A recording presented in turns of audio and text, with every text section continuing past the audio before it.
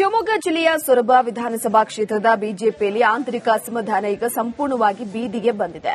ಒಂದೇ ಪಕ್ಷದಲ್ಲಿದ್ದರೂ ಕೂಡ ಬಿಜೆಪಿ ಈಗ ಎರಡು ಬಣಗಳಾಗಿ ವಿಭಜನೆಯಾಗಿದ್ದು, ಪಕ್ಷದ ನಾಯಕರು ಹಾಗೂ ಕಾರ್ಯಕರ್ತರ ನಡುವೆ ನೇರ ವಾಗ್ದಾಳಿ ಶುರುವಾಗಿದೆ.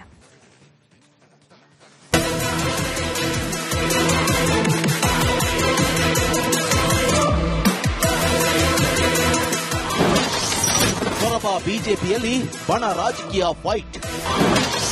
ಕುಮಾರ್ ಬಂಗಾರಪ್ಪ ಟೀಮ್ ವರ್ಸಸ್ ಮೂಲ ಬಿಜೆಪಿ. ರಾಜಕಾರಣದಲ್ಲಿ ಯಾರು ಶಾಶ್ವತವಾಗಿ ಮಿತ್ರರಿಲ್ಲ, ಶತ್ರುಗಳು ಇಲ್ಲ ಅನ್ನುವ ಮಾತಿದೆ.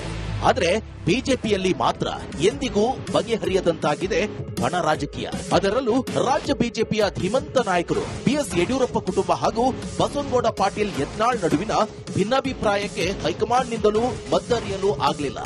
ಈಗ ಇದೇ ಯತ್ನಾಳ್ ಟೀಮ್ನಲ್ಲಿ ಗುರುತಿಸಿಕೊಂಡಿರುವ ಸೊರಬದ ಮಾಜಿ ಶಾಸಕ ಕುಮಾರ್ ಬಂಗಾರಪ್ಪ ಸ್ವಕ್ಷೇತ್ರದಲ್ಲೇ ಬಿಜೆಪಿಯಲ್ಲಿ ಒಡಕು ಉಂಟಾಗಿದೆ. ಹೌದು, ಸೊರಬ ಬಿಜೆಪಿ ರಾಜಕೀಯದಲ್ಲಿ ಈಗ ಆಂತರಿಕ ರಾಜಕೀಯ ತೀವ್ರ ಸ್ವರೂಪವನ್ನ ಪಡೆದುಕೊಂಡಿದೆ. ಕ್ಷೇತ್ರದಲ್ಲಿ ಒಂದಾಗಿರುವಂತಹ ಬಿಜೆಪಿ ಪಕ್ಷ ಈಗ ಕುಮಾರ್ ಬಂಗಾರಪ್ಪ ಟೀಮ್ ಹಾಗೂ ಮೂಲ ಬಿಜೆಪಿ ಅಂತ ಎರಡು ಹೋಳಾಗಿ ಒಡೆದು ನಿಂತಿದೆ. ಮಾಜಿ ಸಚಿವ ಕುಮಾರ್ ಬಂಗಾರಪ್ಪ ಅವರು ಯತ್ನಾಳ್ ಟೀಮ್ ಸೇರಿಕೊಂಡ ಬೆನ್ನಲ್ಲೇ ಸ್ವಕ್ಷೇತ್ರದಲ್ಲೇ ಸ್ವಪಕ್ಷೀಯರು ಅವರ ವಿರುದ್ಧ ತಿರುಗಿ ಬಿದ್ದಿದ್ದಾರೆ. ಪಕ್ಷದ ಪ್ರಮುಖ ಚಟುವಟಿಕೆಗಳಿಂದ ಮೂಲ ಕಾರ್ಯಕರ್ತರು ಕುಮಾರ್ ಬಂಗಾರಪ್ಪರನ್ನ ದೂರವಿಡಲು ಮುಂದಾಗಿದ್ದು, ಸೊರಬ ಕ್ಷೇತ್ರದಲ್ಲಿ ಬಿಜೆಪಿಯ ಆಂತರಿಕ ಭಿನ್ನಮತ ಪೀಕಿಗೆ ಬಂದಿದೆ.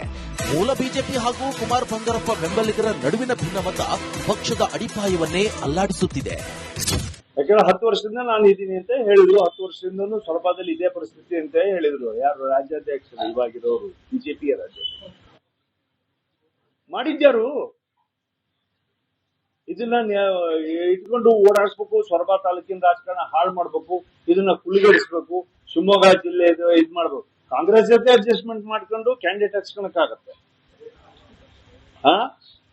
ಇಲ್ಲಿ ಸೊರಬ ತಾಲೂಕಿನಲ್ಲಿ ಗುಂಪು ಕಟ್ಟಿಬಿಟ್ಟು ಇದನ್ನ ಹಾಳು ಮಾಡ್ಬೇಕು ಅನ್ನೋ ಯೋಜನೆಗಳನ್ನ ಮಾಡಿದಾಗ ಅದಕ್ಕೆ ಉತ್ತರ ಕೊಡುವಂತ ಕಾಲ ಬರ್ತದೆ. ಬಂದಾಗ ಅವೆಲ್ಲ ಕೂಡ ಸರಿ ಮಾಡ್ಕೊಂಡು ಹೋಗುತ್ತೆ. ಅಡ್ಜಸ್ಟ್ಮೆಂಟ್ ಅಂತ ನೀವೆಲ್ಲ ಅನ್ನಕ್ರಮ ಅಡ್ಜಸ್ಟ್ಮೆಂಟ್ ಇದೀರ ಅನ್ನೋಂತಕ್ಕಂಥ ಒಂದು ಭಾವನೆಯನ್ನ ಇವತ್ತು ಸೊರಬ ತಾಲೂಕಿನ ಜನಗಳು ವ್ಯಕ್ತಪಡಿಸ್ತಾ ಇದ್ದಾರೆ. 5 ವರ್ಷ ಒಬ್ಬ, 5 ವರ್ಷ ಇನ್ನೊಬ್ಬ.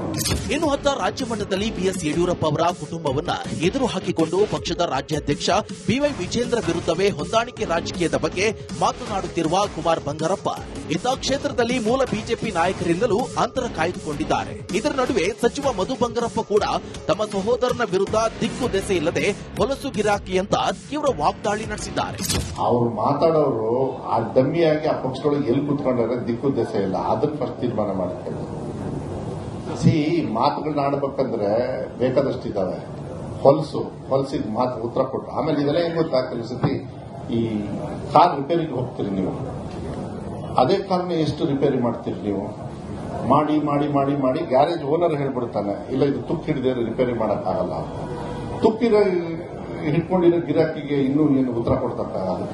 ಒಟ್ಟಾರೆ ಸ್ವಪಕ್ಷೀಯರ ಬಹಿರಂಗ ವಿರೋಧ ಹಾಗೂ ನಾಯಕರ ಅಸಮಾಧಾನದಿಂದಾಗಿ ಕುಮಾರ್ ಬಂಗಾರಪ್ಪ ಸೊರಬ ರಾಜಕೀಯದಲ್ಲಿ ತೀವ್ರ ಮುಜುಗರ ಎದುರಿಸುವಂತಾಗಿದೆ.